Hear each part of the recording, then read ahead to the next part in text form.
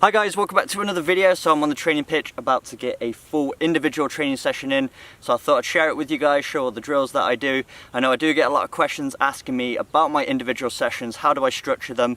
Do I focus on one specific thing like shooting or dribbling, or do I involve multiple areas? And me personally, I like to involve multiple areas because I think that's a better reflection of the game of football. In the game of football, you're involving all areas, aren't you? So you're passing, you're shooting, you're dribbling, you're changing direction without the ball. So I try and involve a lot of different areas in my sessions just so I'm better prepared for matches. About 90 degrees, so I've definitely got a full water bottle today. Going to be taking some breaks to make sure I'm staying hydrated. I'll do a voiceover for each of the drills, just explaining what's going on, what I'm working on. But we've got this little bee friend here. Clearly he wants to ping the ball around as well, so I'm going to get warmed up and then we'll get into the session. Also wanted to mention I'm going to track my session today just to give you guys a little bit of data in terms of how long I train for, maybe some of the intensities that I reach in terms of my heart rate. So this watch is going to tell me all that. So I'm just going to start the session and let's get into the warm-up. So I'm just going to lead you through my training session. As always, I begin with a warm-up. So for about 10 to 15 minutes or so, I make sure I get a good dynamic warm-up, jogging backwards and forwards, changing up the angle so I go side to side, diagonally, backwards, and then I get a lot of dynamic stretches. And what I mean by dynamic is on the move. You don't want to be doing static stretches at the beginning of your sessions. You want to be getting your body warm. So trying to replicate some of the movements you might encounter during a session just at a lower intensity. Gets the body prepared, gets everything activated, so you're a lot less likely to get any muscle strains or pulls or any other types of injuries. So just back and forth, really making sure we're focusing on the lower body, especially getting the groin, the glutes, the hamstrings, the quads, everything activated, warm and ready to go. This is also going to help you increase your performance in your session as well. Then I always go into some activation, so just using this resistance band, making sure I'm getting those hard to activate areas, especially in the glutes, in the groins, because these are the most vulnerable areas for footballers. Most injuries occur in these areas of the body, so just making sure they're activated so that they can meet the demands of more explosive exercises without being susceptible to injury. So all in all, about 10 to 15 minutes for the warm-up.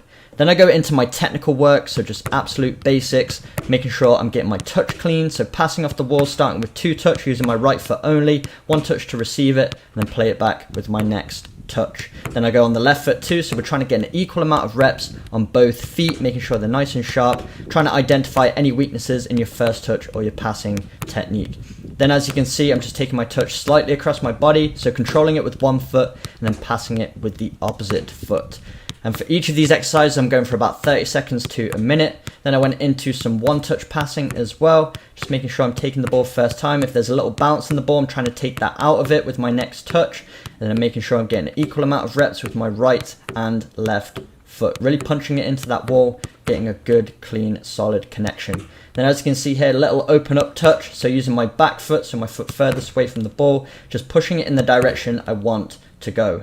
And then as you can see here, just little turns, so a little check over my shoulder as well. It's good to get into this habit. Quick scan, see what's behind you, see if it's safe to turn, and then take the ball with your first touch on the turn. It's a more efficient way to turn with the ball so you can make your next move. But I just work on these for about 10 minutes or so just to get those basics polished up. You always want to make sure they're nice and sharp because the majority of the game is just passing and receiving. You can never get too good at them. And then finally just working on some ball strikes with both feet. So as you can see, just taking my touch out my feet, driving out of the ball with some backspin, so some lofted passes, maybe some driven passes, some half volleys, just working on a few different striking techniques. So I work with the right foot to begin with. So for this exercise, I just did around 15 to 20 repetitions or so with my right foot, just focusing on a clean, solid connection with each strike. And then I did the same thing with my left foot, getting a balance on both sides. And again, just responding and adapting to the ball however it rebounds off the wall. So if it's on the bounce, I'm going to work on my half volleys. If I can get the touch out of my feet, I'll do so. But just varying up the technique, trying to make sure I'm confident in a variety of techniques with my right and left foot. It's just going to serve me a lot better in a match if I can strike the ball confidently with both feet. So the entire technical portion lasted around 10 to 15 minutes or so, and that was a great way to get my touch sorted, my ball striking sorted, ready to go ahead with my drills. Then I went into a little fast feet exercise combined with a ball mastery activity, just to get myself a little bit warmer, a little bit more activated, and also get some dribbling in there as well. So all I'm doing is going through the ladder with 2 feet as quickly as possible, just driving the arms, getting a bit of coordination, and then using both feet to manipulate the ball through the cones with tight control.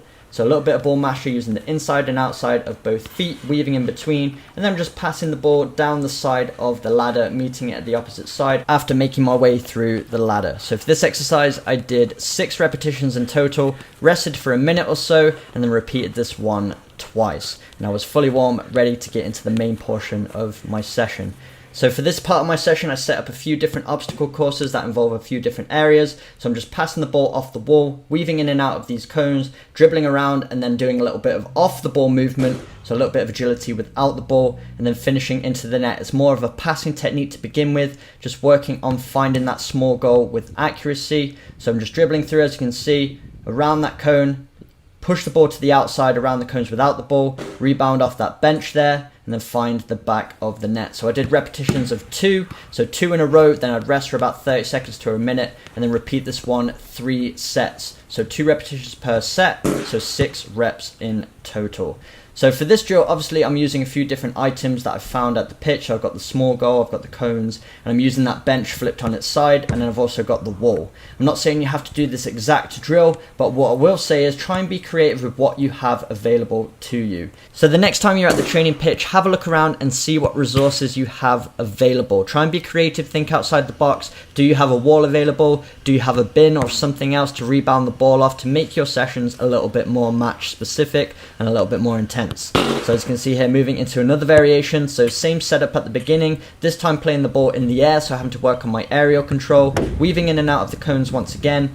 But this time I've set up the bench to play a 1-2 with. So as you can see, I play the ball down one side of the cone, it rebounds off the bench on the opposite side, and then I've got to get the first touch down or out of my feet, and then play the pass into the small goal. So a few different variations here, trying to create actual scenarios that you might encounter during a game, so that when it does come to the match, you feel like it's second nature. You've done these so many times in your sessions that they're natural and executed efficiently. Then I went into a final variation, so once again playing the ball off the wall in the air. Now I'm doing a diagonal dribble, so working on my turns with the ball, and then I'm dribbling at the cone, 1v1 move, and then finishing into the goal. As you can see, I'm striking the ball a little bit more now, so using the laces. Just trying to find the back of the net with power and a nice clean solid connection on the ball. And once again dribbling back and starting again, doing these in sets of 2. So I'll go through this one twice, rest for about a minute or so, then I repeat this one 3 times through, so I do 6 repetitions in total. Working on a few different moves, some that exit to the right hand side so I can strike it with my right foot, and also working on a few that exit to the left side so that I can also work on my left foot as well. Again, just trying to find the back of the net, so rolling it in there, trying to be accurate and precise with my finishing, even after my legs are fatigued after going through the course. I think it's really important to add a final product into your training sessions that you have to perform on tired legs, because very rarely in a game you're going to get a chance to shoot or pass the ball with fresh legs. It's usually always off the back of a dribble or off a run where your legs are fatigued, and it's a lot harder to perform the technique. You have to be more disciplined, more focused, so try and replicate that in your training sessions so that it becomes second nature during a match. Again, through each repetition, trying to be focused, even with the ball control around the cones, and then once I get to the final cone, I'm dribbling straight at the cone, acting like it's a defender, trying to make sure it's as match specific as I possibly can make it. Obviously there's only a certain amount of training you can do to replicate the game by yourself, but try and make the best of what you have. And then I finished the session with a fitness activity. So I've marked out these 4 cones here about 15 steps from each other to form a square, and then the first lap I'm jogging around about 50%, going all the way around and back to that starting cone. As I get back to the starting cone, I sprint one side and then I'm recovering for 3 back at that 50% pace. And then as you'll see, it gets increasingly more difficult with each repetition. So for this next lap, I'm going to sprint 2 sides and then recover for 2 sides. Then the next lap, I'm going to sprint for 3 sides and recover 1 side. And then the final lap, I'm going to sprint all 4 sides. So as the drill goes on, the recovery gets shorter and the workload gets longer. So this is a great reflection of the game of football. Sometimes you're going to be sprinting over short distance, sometimes long distance, sometimes you're going to be going back down to a jog. You're always going to be switching gears, so it's great to reflect this in your fitness drills as well. So then I rest for about 2 to 3 minutes after this one, and then I do the exact same drill in the opposite direction. Then the very last thing I'll do at the end of my training session is some static stretches. So at the beginning of the session, we did dynamic stretches, which is on the move, getting the body warm and prepared for the session. At the end, we want to hold the stretches and ease deeper into them. So I'm holding each of these for about 20 to 30 seconds, getting deeper into the stretch as we go along, but I'm trying to tackle all the different areas of the body, lengthening out those muscle fibers, because after exercise, they can get quite tight, and I'm sure you've all experienced this. The very next day, you feel very stiff and sore. If you do these stretches, it's going to minimize that effect, so you can train effectively the next day and also help you minimize the risk of injury. So as you can see, going through a bunch of different poses, holding for 20 to 30 seconds, getting a full body stretch. Even at the end of an intense training session, I know stretching is the last thing you feel like doing, but it's so important for your recovery. So I'm just going to stop it there. So recording ending, saving. Total training time was 1 hour and 49 minutes. So my heart rate average was 134 beats per minute, my max 176, so we got it up there at the end. So we're definitely getting a lot of work in here today, obviously a lot of technical work, getting those fundamentals nice and sharp, so you're passing, you're receiving, you're shooting, and you're dribbling. And we've got a little bit of agility work around the cones, and then we've got some fitness there at the end as well. So that's pretty much what a full training session looks like for me. Obviously I don't do the same drills every single session, I switch them up.